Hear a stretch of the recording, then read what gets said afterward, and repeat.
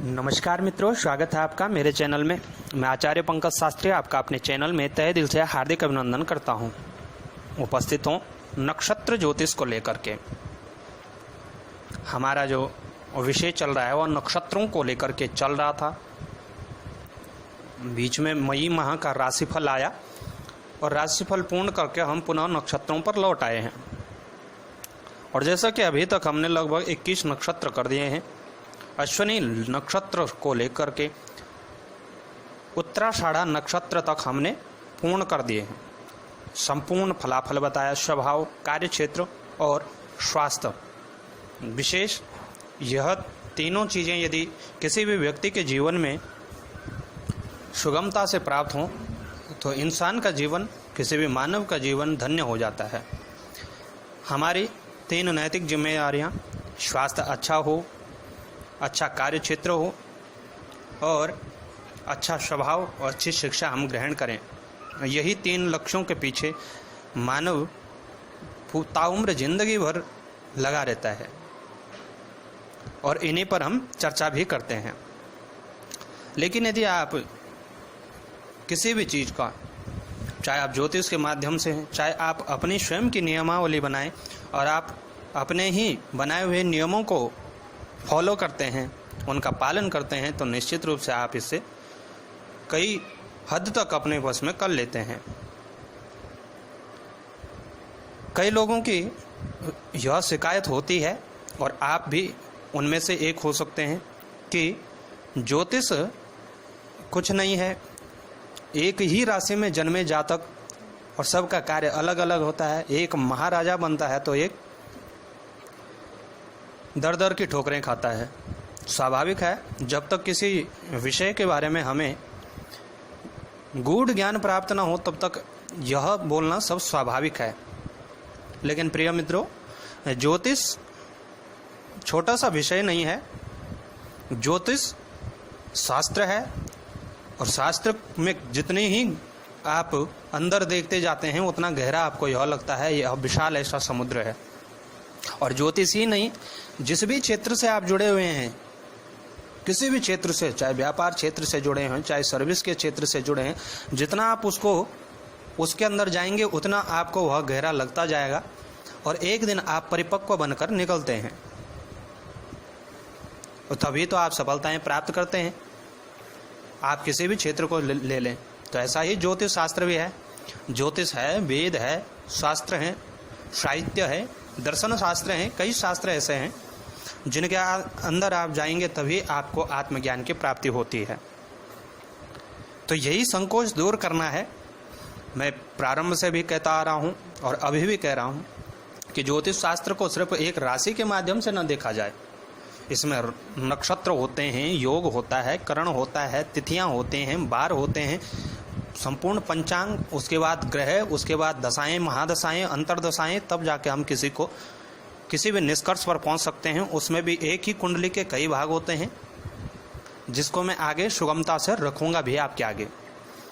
लेकिन अभी हमारा फिलहाल नक्षत्र ज्योतिष का चल रहा है और नक्षत्र ज्योतिष में जो आगे का नक्षत्र है वह नक्षत्र है श्रवण नक्षत्र।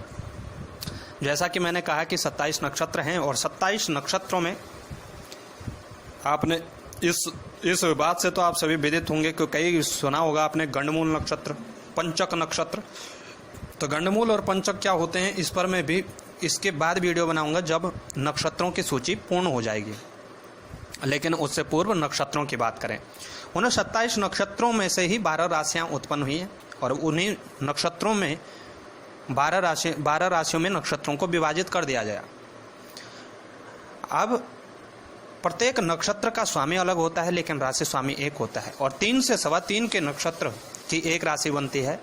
कभी संख्या छोटी भी हो सकती है और राशि के अंश कला पर निर्भर है कि राशि का फैलाव कितना है।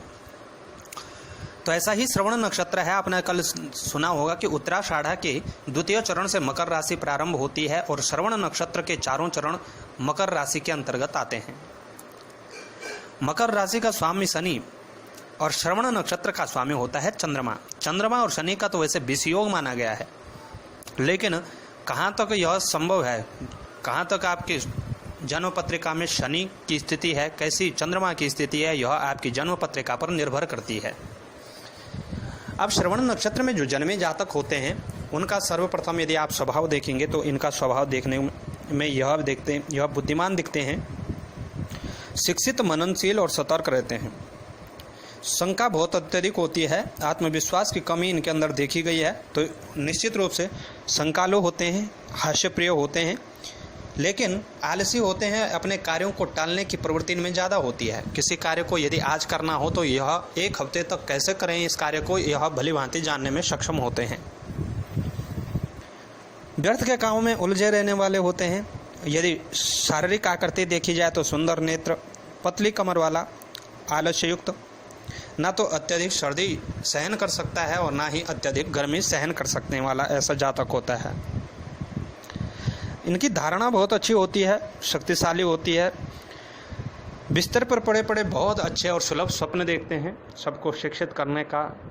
जिस भी क्षेत्र से जुड़े होते हैं उस क्षेत्र में यह प्रयत्न करते हैं कि सबको इस क्षेत्र में कैसे सबको अपने क्षेत्र में सभी जातकों को लाभान्वित किया जाए, यह इनके अंदर विशेष रुचि होती है। ऐसा जातक सुंदर एवं उदार पत्नी वाला, धनी, ज्योतिष विद्या में पूर्णतः विश्वास रखने वाला, संगीत और गणित में रुचि रखने वाला, कठिन परिश्रम से धनार्जित करने वाला, सत्यनिष्ठ, संवेदनशील, धर्मपरायण, माता पिता का भक्त होता है। आत्माभिमानी, कुछ स्वार्थी प्रवृत्ति से युक्त तथा प्रत्येक कार्य को बहुत सोच विचार करने वाला तथा कभी कभी दोषदर्शी और कुछ जिद्दीपन के अनुसार अपने ही मित्रों से यह शत्रुता बना बैठता है। वह अपने चहेताओं से यह शत्रुता बना बैठता है अपनी जिद के कारण। ऐसा जातक खाने और पीने का बहुत शौकीन होता है। इनको भोजन पूर्ण चाहिए और वह किसी भी प्रकार से अनियमित होता है, और यही इनका एक बहुत वीक पॉइंट भी होता है कि यह अनियमित भोजन करने के कारण अपने स्वास्थ्य को विशेष प्रभावित करते हैं। जातक चिंतनशील प्रकृति एवं अनुकूल समय पर कार्य करने के कारण कई बार हानि भी उठानी पड़ती है। अनुकूल समय पर कार्य नहीं करता ऐसा जातक। सामान्यतः उद्यत, विश्वसनीय और विनयशील प्रकृति के प्राणी होते हैं। ऐसा जातक जो श्रवण नक्षत्र में जन्मे जातक होते हैं वह क्रय विक्रय, व्यापार, भूमि संबंधित कार्य, राजनीति, कृषि, बैंकिंग, तेल पदार्थ, सर्विस संबंधित, स्वास्थ्य संबंधित, सामाजिक कार्यों में, pump set, cold drinks, ice cream, dairy और कृषि क्षेत्र से, विशेषतः सब्जियों के क्षेत्र से, ऐसे खाने पीने वाली वस्तुओं से विशेष सफलता प्राप्त करता है। और यदि नक्षत्र पीड़ित है तो जातक के स्वास्थ्य संबंधित दिक्कतें आती हैं। ऐसे जातकों को पाचन क्रिया पर विशेष असर पड़ता है। एक्जिमा, चर्म रोग, उदर विकार संबंधित रोगों की अधिक संभावना रहती है। तो प्रिय मित्रों, यह श्रवण नक्षत्र का शुभाशुभ फल था। यदि आप पूर्ण रूप से विश्लेषण चाहते हैं अपने जन्म पत्रिका का तो आप हमसे संपर्क भी कर सकते हैं, और कोई प्रश्न यदि आपका हो तो आप हमें ऑनलाइन माध्यम से, व्हाट्सएप के माध्यम से भी पूछ सकते हैं। तो आपको ज़रूर यह पसंद आया होगा, और यदि पसंद आया तो इसको ज़रूर शेयर अवश्य करें, और चैनल पर नए हैं तो सब्सक्राइब करना ना भूलें। तो आपका जीवन मंगलमय हो, यही हम मंगल कामनाएं करते हैं। नमस्कार।